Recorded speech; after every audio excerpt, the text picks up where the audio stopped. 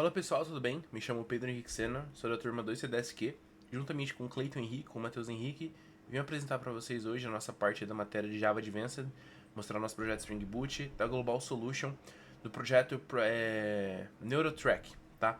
Então, basicamente, vou mostrar para vocês aqui como que o nosso Java está funcionando. Eu vou tentar ser um pouco mais objetivo para conseguir mostrar para vocês também lá na nossa aplicação no Swagger, que também está funcionando, o Security e tudo mais.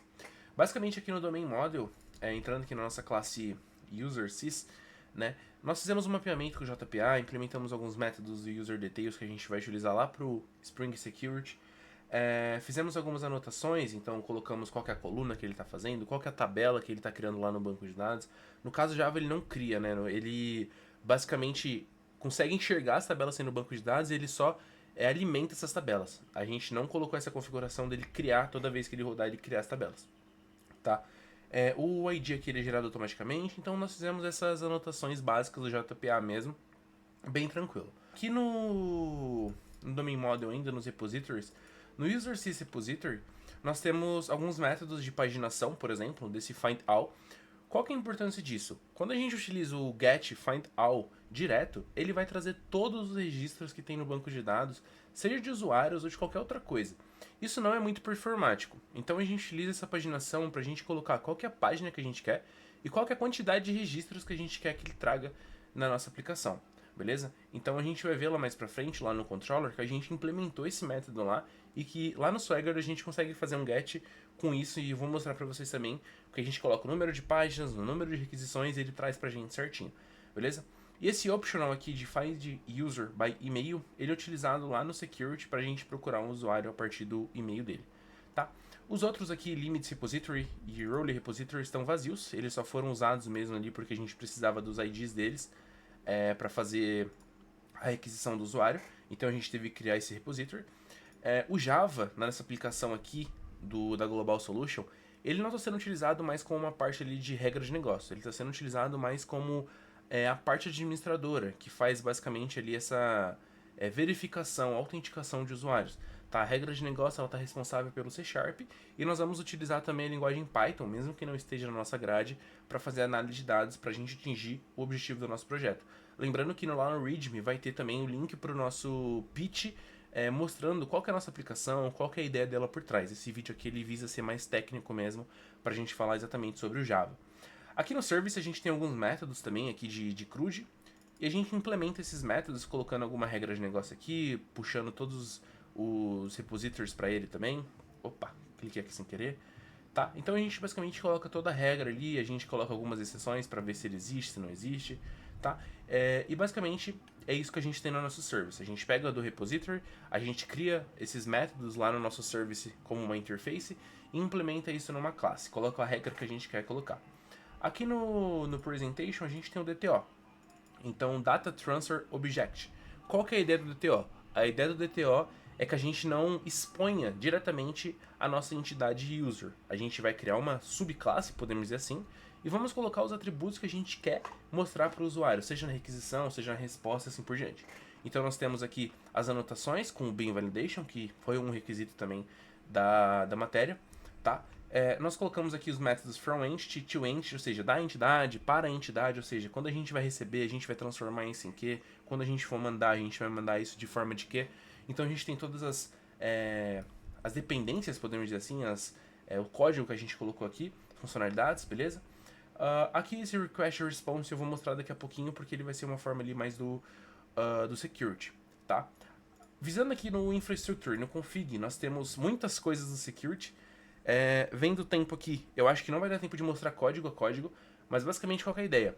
A ideia do security é que a gente coloque uma regra em que não é qualquer pessoa que pode acessar os nossos endpoints e as nossas funcionalidades.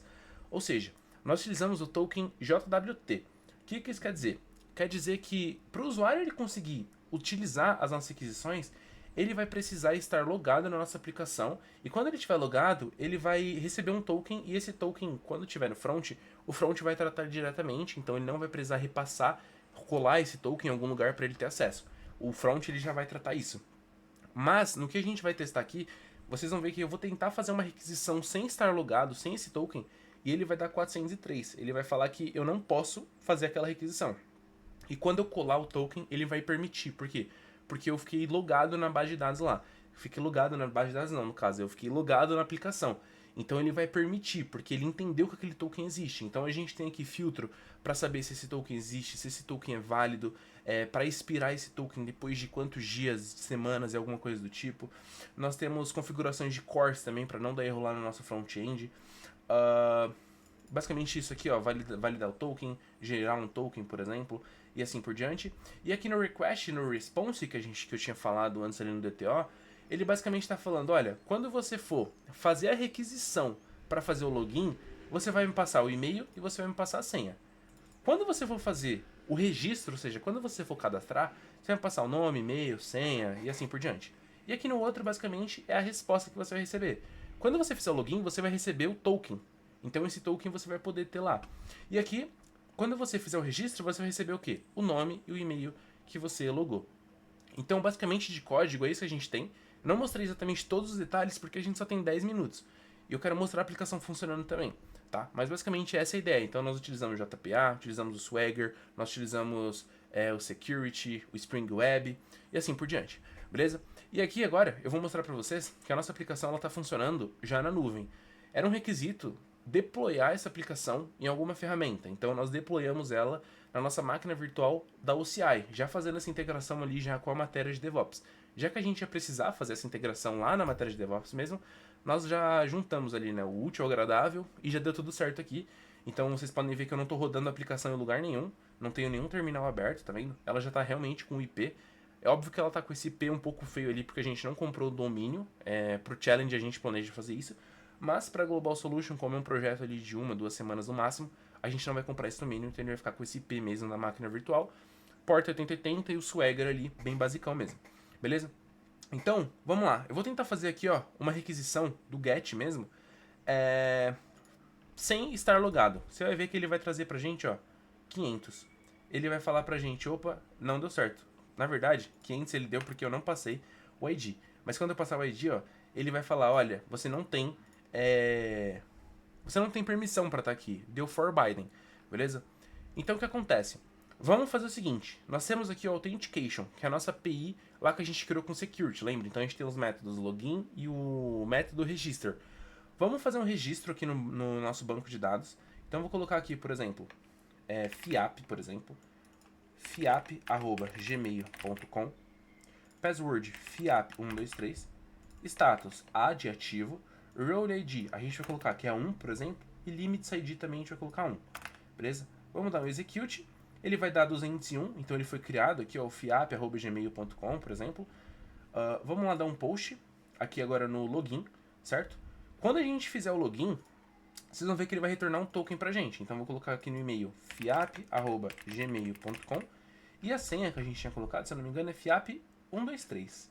Então vamos lá aqui, ó, fiap123. Quando eu der o execute, ele vai trazer pra gente um token. Agora, presta atenção. Eu vou tentar fazer, de novo, lá no get, um execute. Ele ainda vai dar 403. Só que se eu vir aqui no authorize e colocar esse token que eu acabei de receber e dar um authorize e um close, se eu der um execute novamente, agora sim ele liberou. Então o security realmente está funcionando no nosso projeto.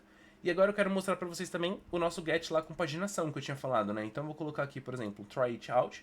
A página que eu quero é a 0. Lembrando, quando a gente está mexendo com página, começa como se fosse um array. Então a página 0 é a 1, a 1 é a 2 e assim por diante.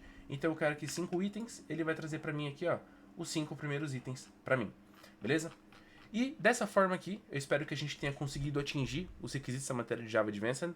A gente mostrou como que o nosso projeto está estruturado, o projeto Spring Boot, utilizamos JPA, utilizamos as dependências que o professor pedia, então Spring Web, Lombok, fizemos a documentação do projeto, Spring Security, a validação com o JWT, Beam Validation e assim por diante. Nós fizemos o deploy também, como eu falei aqui na nuvem. Nós não vamos deployar isso no render ou em qualquer outro lugar. Nós vamos deployar a nossa nuvem mesmo, até porque deu certo, funcionou. Fizemos isso com o Docker.